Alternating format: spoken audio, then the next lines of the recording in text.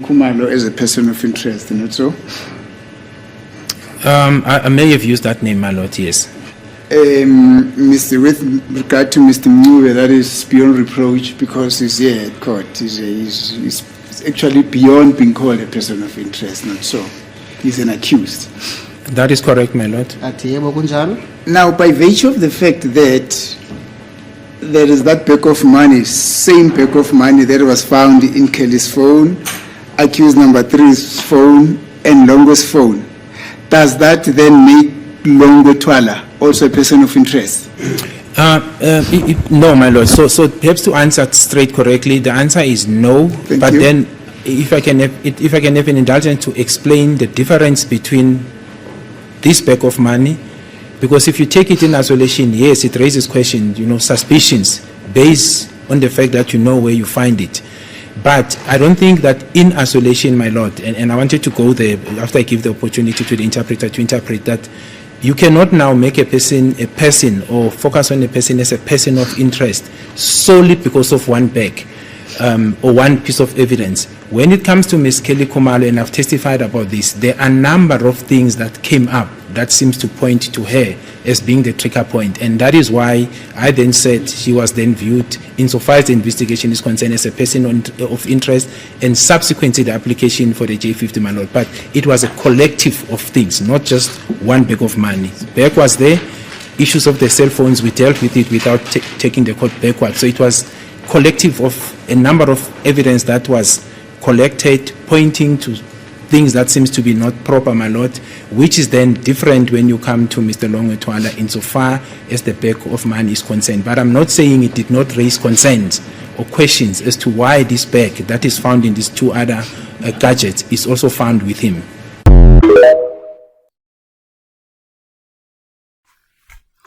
What you just heard there, it is Advocate Missy querying uPlekatia Geninda about ukuthi uLongo Twala, is he a suspect or is he a person of interest? And Geninda was trying to run away from that answer because he was trying to run away from that question because he does not want to implicate Longo Twala at all cost. Geninda and Baloyi do not want Longo Twala in court. Firstly, we were told that in the photo album of accused number 1, not number 1, accused number 3, of which is Gadam Nob, there was a picture of a money bag. Then we also told that in the photo album of Kelly Khumalo, there was also the same picture of the money bag. And then lastly, in the photo album of Longo Twala, there's the same picture of a money bag. But then only Gadam Nob was brought to court as a suspect. Why the other two were not brought? Okay. We know why Kelly Khumalo is not in court. Geninda told us that he had the J50 or the warrant of arrest for Kelly Khumalo ready, but Baloyi refused to charge Kelly Khumalo because he needed more statements and more evidence. But in the case of Longo Twala, Baloyi Longo Twala is not a suspect because there's no evidence against him. We already know that there's a statement by Umlungisi Hlope. In that statement, it says, Utumela Madlala phoned Umlungisi Hlope and told him that Senzomayo has been shot ngephutha edutshula ubani uLongo Twala.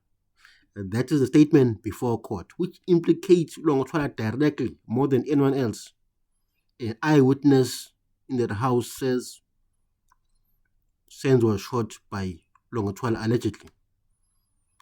That happened before Utumela Madlala was surrounded by the likes of Kelly Khumalo and Shadrack Sibiya, and thereafter he changed his mind. That happened immediately after the shooting, meaning that it was still fresh in his mind.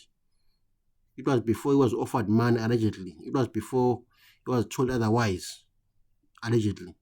So, Geninda, I don't understand what Longo Twala will hide until when, because at the center of this case, Longo Twala is there. He's there. His fingerprints are all over this case. We were told that when the two intruders entered the house, Longo Twala ran out the house.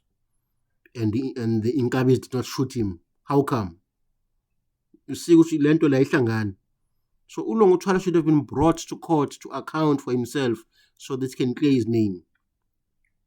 But now I'm going to play a clip where Brigadier Gininda is in court trying to spin the DNA results that came from the expert. Remember that the expert said all 5 men before court are excluded from the sample taken from the house, meaning that they were not in the house. But Gininda, because he thinks it's smarter than Baloyi and the judge, I think he can spin it. But listen to him, and then we'll talk about it further. What about the accused persons before court from accused 1 to 5? Does DNA link them to the 26th of October 2014? My Lord, According to the report of... yes, I'm going there. I'm going there. I'm just trying to find the right words, my Lord, because when I tried to venture into this aspect during the evidence in chief, it was greatly objected by Mr. Mnisi, because I was actually going to accuse 3. So I'm trying to find the ways as to how should I actually answer the question, because my answer will be saying the report, my recollection of the report made by the police, the captain who made the report, who's an expert, excluded, at the end of the day, he says he's excluding all of the accused. However, my Lord, because, and this is the part that I'm saying, when you read the report, you must read it in its entire context. You can't just select the last portion and ignore the person, what he's saying above. Somewhere above, he links some of the accused in terms of what he can read. The only difficulty is that he could not find all the markers, all the certain markers to make a conclusive finding. So I was dealing with it in that context, but as I said, it didn't sit well with Mr. Mnisi and I think Mr. Mshololo in terms of my expertise, but my reliance really was what is contained in the report. So I'm not sure whether you want me to take it further than this, Mr. Ngizama-ke noma-ke ukubheka-ke amagama-ke afanelekile noma ekuwona-ke engingawasebenzisa ngoba lo mbuzo-ke uma bengizama-ke ukuthi-ke ngiwuphenduleke kube nala khona-ke kube nenkinga khona-ke kuyena-ke u-advocate Mnisi kanye naye-ke advocate Mshololo ngoba-ke uyasho umbiko lona ekugcineni-ke ukuthi-ke ama-DNA nabasola kodwa-ke uma ubheka nje lapho egcineni uzothola lokho, kodwa uma ubuka-ke ngaphambili kubona-ke umbiko ukuthi-ke uthini ukuthi bakhona abasolwa-ke abafakwayo noma-ke ebahlanganisayo ukuthi nje lokho okubizwa ngokuthi phecelezi-ke amamarker akutholakele anele ukuthi-ke angasho ukuthi ngempela-ke ayabafaka. And I was saying this, my Lord, in the sense that, for example, when you are looking at the investigation, if, for example, we know even the fingerprints, you need to get a certain regions of it, to make a conclusive finding. But if you have an individual where the expert says, I can only get 4, but that 4 can be read into the suspect or the person that you're looking at. In the purpose of the investigation, you cannot ignore that person because you've got guidance. But it does not mean you are making a conclusive findings of the fingerprints. Same with the DNA. There are, for example, accused number 5 is completely excluded, complete in my recollection of what that report says. But it says certain things that the examiner find with regard to other accused, and that's where I was at, my Lord. Futhi-ke lokhu-ke uma singenza nje-ke isiboneleko mayelana nawo-ke ama-fingerprints uma kwenziwa-ke uphenyo lapho-ke siyazi ukuthi-ke kunenamba ethize yalokho okubhekwayo-ke kufanele itholweke, kodwa uma kuwukuthi-ke akutholakala konke lokho akusho ukuthi-ke manje-ke kuzokufanele-ke ngikushaye indiva-ke lokho ngingakunaki lokho akushoyo lo okuwuyena obenza lolo phenyo lolo. Uma sesingabuyela khona lana-ke uma singathatha yena-ke umsolo wesihlanu, uma-ke lo obenza lelo phenyo-ke ushilo ukuthi-ke akukho nje lutho-ke atholile ngaye umsolo wesihlanu, kodwa-ke engasho okufanayo mayelana nabanye. And I think it's the same position with accused number 1, my Lord, that in my recollection, the report did not find any, even if it's not complete markers, any with regard to accused 1. And that, my Lord, it's in support of the investigation because the investigation indicates that accused 5 was outside. He was the driver of the vehicle, and I'm saying it's alleged in terms of the investigation. And accused 1 was standing outside, so he could have not left anything. It doesn't matter how small or big anything, because there would have been a contradiction. So there is a collaboration in that sense. But as I said, the markers and the issues that the two advocates had a concern about is what I wanted to go into, but it wasn't sitting well with the defense. Kuyafana-ke noma singakhuluma ngaye-ke umsolo wesihlanu wokuqala ngexolisake ukuthi-ke nalapho-ke akukho okutholakele ukuthi-ke khona-ke okwasalela noma-ke awakushiya-ke khona lapho. Lokho-ke kuyahambisana-ke nalo-ke uphenyo esilenzile ngoba-ke kuyasho. Okay, what we just heard there, it is Brigadier Gininda trying to spin the DNA evidence that is before court. Now he is saying some markers indicate that the 5 men before court were in that house. But in reality, the DNA evidence, you do not analyze it by that. The DNA evidence, I think it has to match, I think it are about 15 markers that should be present. But then in the case, there are about 4, 3, 6, 7. Meaning that it is not a match. Therefore, the court cannot accept the DNA evidence as being implicating the 5 men before court. So as it stands, the DNA evidence exclude Omapisa, exclude Ntanzi, exclude Usibiya, and exclude Unduli. So the guys that are charged now, the DNA says they're not in that house. So now Gininda now is trying to say, no. The DNA expert should have said it like that. But when the DNA expert was still in court, Advocate Baloyi did not put it to the DNA expert and say, DNA expert, now some markers are there. What does it mean? Baloyi did not ask that. But Gininda, because Gininda thinks he's smarter than Baloyi, he thinks he's smarter than everyone else. So now he thinks he can spin the DNA evidence. No ways. The DNA says 5 men before court were excluded from the sample taken from the house. There is nothing that he can do about that. And I'm happy that even Judge Rata said, I think it was when Gininda was still testifying, he said, if the DNA evidence was the only evidence before court, he could not convict these guys. Those were the words of Judge Rata. So even Judge Rata disagrees with Gininda when it comes to the DNA evidence. Even this biased judge can see that you cannot spin the DNA evidence because it clearly shows that these guys were not in the house when Senzo was shot. And if it wasn't for Umapiri, I'm sure that, remember Umapiri cleaned the crime scene when everyone was at the hospital. I'm sure that if it wasn't for her, then the DNA that would have been tested there in the house, it would only show only the people that were in the house, like Otumela Madlala, Kelly Kumalo, Zandi Kumalo, Umamaka Kelly Kumalo, and Tumela Madlala, and then the keys that were also in the house. That DNA was not going to show Abundance because they were not there. Clearly. And then Umosia came to the crime scene once the crime scene was already compromised. But there was a head that was found also in the crime scene. The DNA expert examined that head, and what was discovered is that the DNA that was found on that head, it said the DNA belonged to a woman. And we know for a fact that all 5 men before court are not women, they are all men. So if let's say Ntanzi and Gadla, we were told that they were the 2 intruders, that head, we were told that it fell from one of them.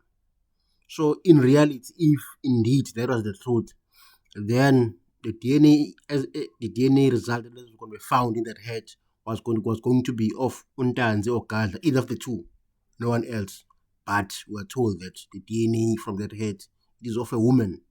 So Gininda did not address that in court because he was supposed to address it because there was a state case. The head found in the crime scene belonged to one of the intruders. But because it does not match, Gininda is silent. He's quiet about it. He does not talk about the DNA on the head because it does not support his hogwash. It does not support his narrative of the intruder. Because the state case is all about lies. The 5 men before court were never in that house. And the DNA proves it. And Gininda cannot change the facts because the DNA says so. So now, the only option that was available for Gininda was to get those fake confessions to implicate accused 1 and 2 because the DNA was not supporting his evidence. So now it's clear that Gininda had to cook this case because of the DNA result. That is why they forced Untanze and Umusibiya to confess. That's the only reason why the confessions are there, because nothing else links these guys. If you say Constable Zungu links these guys, okay, fine. But then Constable Zungu did not show his AVL, or Ubaloy did not show the AVL records of Constable Zungu, because the AVL would have shown Uguti Uzungu tell the truth, Uguti he was at the hostel on the 26th of October 2014. But because the AVL says something else, Baloy and Gininda are hiding that AVL report because it does not implicate these guys. I'm sure if they had brought the AVL report to Constable Zungu, it will show that he was not at the hostel on the day that Senzo was shot. Remember that at Madlanga Commission of Inquiry, General Kumal told Madlanga Commission Guti, all police vehicles are fitted with an AVL because that is the standard procedure, but not in this case. So why? Because the state is lying here. They are hiding the AVL reports because it does not support the state narrative. So if you still believe that these guys were at that house on the day when Senzo was shot, then there's something wrong with you, because nothing links these guys. To make it worse, Kwabini has come to court and told the court, Guti, Constable Zungu is lying when he said he was at my hostel on the day Senzo was shot. Wati Uzungu Kambamanga. Those are his exact words. So Judge Rata cannot ignore that fact if he's a fair judge.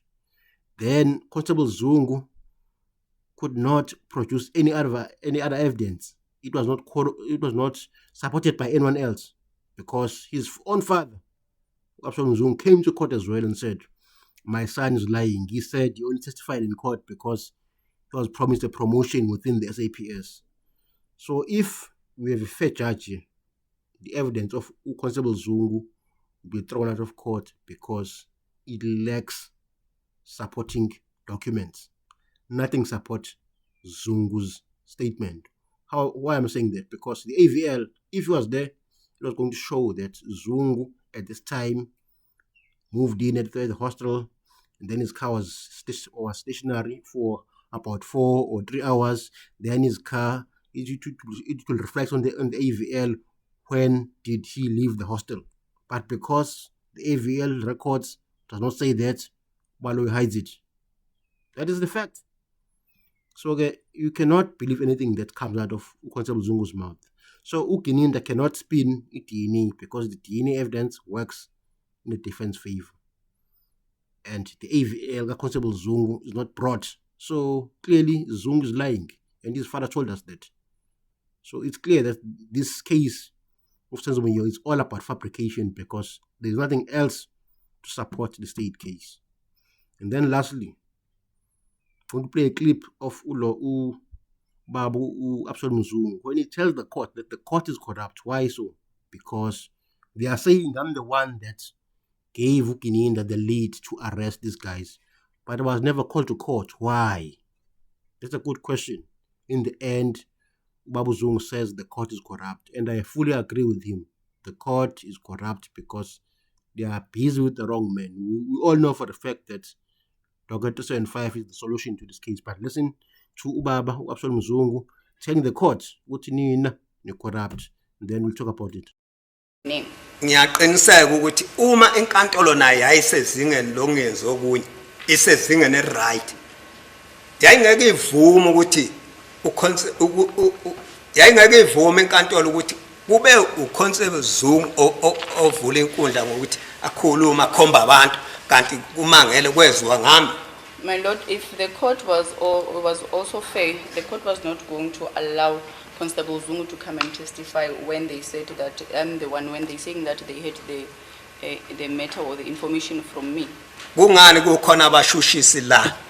Why do we have prosecutors Bengabuza here? ukuthi hayibo nasi statement esabhalwa ukuthi kunoZungu enezwa ngaye kungani kufakaze indodana yakhe nenze so. why is it now it was done the other way around that my son or my son rather, Constable Zungu, came to testify and then they said that they have a statement from me? Why is it not that they did not call me to come and testify? Mangibeka nje iqiniso lilonke. Kwakungafanele ufakaze concept mangisetshenziswa iqiniso. Kwakungafanele kusetshenziswe Constable Zungu. Stating the honest truth that there was not supposed to be a Constable Zungu that testified. Kwakufanele phela kuhlale mina la. I was the one supposed to be in the witness stand. Ngikhombe laba abantu engibashilo. And state and point out the people that I made mention of. Kunjani inkantolo isivumela umuntu ongazasho ukuthi sezokhomba sekufakwa Constable Zungu sezokhomba ukuthi hayi nampe engabathola benza so kungani lokho? How is it now that the court had allowed someone who said that who comes here and point out at people and saying that I saw so and so doing this and that? How is it so? Ngiyavumelana ke nokuthi vese na inkantolo corrupt ihlangene noGininda noConstable Zungu bamfakaselana noConstable Zungu la. I'm also stating that this court is corrupt and is in this with Gininda. Kungani Why would they allow? Sorry, are you saying this court is corrupt? Me, I'm corrupt. Because sometimes you... That was Absalom Mzungu telling the judge that the court is corrupt. I think he has summarized the Senzomoya case in total, Mutand. The fact that he was not called as a state witness shows something, Wuti. The state were trying to hide him because they knew that he was not going to implicate accused 1, 2, and 3, and 4, and 5. They knew very well that Absalom Mzungu will not ever help them. So this is first part of a corruption from the state side. They tried to say Absalom Mzungu will not come to court for whatever reason, because they knew that he's not going to support their lies. And then they also told us that Kwabin will not come to court because he is scared for his life. But Kwabin came to court and told them, Amangala, I'm not scared of my life. I'm not scared for my life. I'm here. But the state were trying to hide Kwabini because Kwabini was going to directly contradict Constable Zungu. So the entire state case is based on fabrication and lies. And that has been proven by Absalom Mzungu and Kwabini. So now what is left now is for this judge, Judge Rata, to see but because Judge Rata, we know for the fact that he's a biased judge, he will still rule in favor of the state because he is part of this, as Babu Zungu's shield. Inkantolo is corrupt. Babu Zungu apologized in the end and said, no, I don't mean you are corrupt, but in reality, he meant that the court, meaning that everyone else that is involved in the charging as well as the judging of this case, they are all corrupt because they support this narrative of an intrude. So now what's going to happen, I'm sure Rata will find these guys guilty, and the only recourse that is available is to appeal at the Supreme Court of Appeal, because that's the only choice that is available for the defense, because this judge has shown that he's in support of Ubaloyi. You could hear Judge Rata whenever Advocate Mshololo is speaking. He shouted her because he does not want to hear from her. But whenever Ubaloyi is speaking, we are to listen because he believes everything Ubaloyi is saying as the gospel truth. Whereas as a judge, you must listen to both sides before you come to a decision. But this judge has already concluded that these guys are guilty. But the evidence that is shown in this court suggests that these guys are innocent. The DNA evidence says the 5 guys are excluded from being at the crime scene. So if they are not there, they did not do it. Secondly, the phone call records of Gadla Mncube says at the same time when Senzo was shot, his cell phone pinged at Johannesburg CBD, meaning that he was not in Phosphorus because he cannot be in 2 places at once. So that clears Gadla Mncube from being a shooter, because if he was in Johannesburg CBD, he could not have shot Sezomia from there. He can't be in Phosphorus. So Gadla, we know for the fact he's not a shooter. Thirdly, the state is not even sure which gun shot Senzo Menyo. So that is very crucial in this case. So I think when they go to Bloemfontein and appeal this case, they'll say to the court there's too much reasonable doubt in this case. So the judges there will have to acquit these guys and reverse the decision because it is wrong. So that is my only hope now, the Supreme Court of Appeal. But it is clear from the evidence that these guys are innocent. However, we shall see. Thank you for watching. Danko.